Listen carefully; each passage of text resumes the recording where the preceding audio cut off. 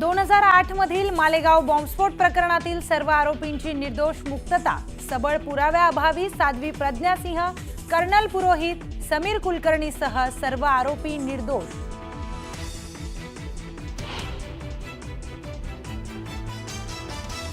आतंकवाद भगवा न कभी था, ना है, ना कभी रहेगा।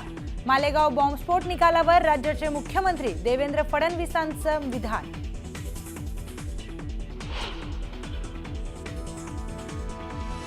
सर्वांना दोषमुक्त करण्याच्या एनआयए कोर्टाच्या निकालावर एमआयएमच्या जलीलांचा सवाल, मग दोषी कोण असा प्रश्न केला उपस्थित।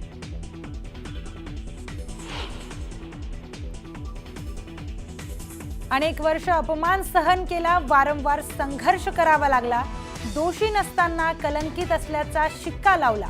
कोर्टाच्या निकालानंतर साध्वी प्रज्ञा सिंहांची भावुक प्रतिक्रिया।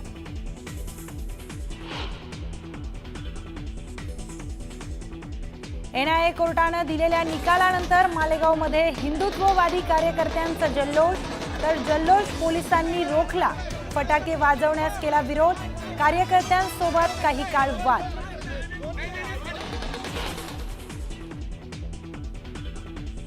अजित पवार मुख्यमंत्र्यांच्या भेटीला गेले असता धनंजय मुंडेही मुख्यमंत्र्यांच्या भेटीला। धनंजय मुंडेंची पुन्हा मंत्रिमंडळात एंट्री होणार का? भेटीमुळे चर्चेला उधाण।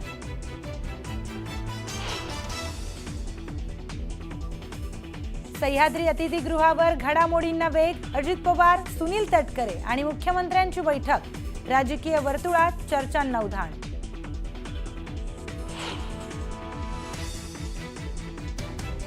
पंतप्रधान नरेंद्र मोदी आणि गृहमंत्री अमित शहांची तातडीने बैठक सुरू, बैठकीला विशेष राजकीय आणि धोरणात्मक संदर्भ असल्याची शक्यता।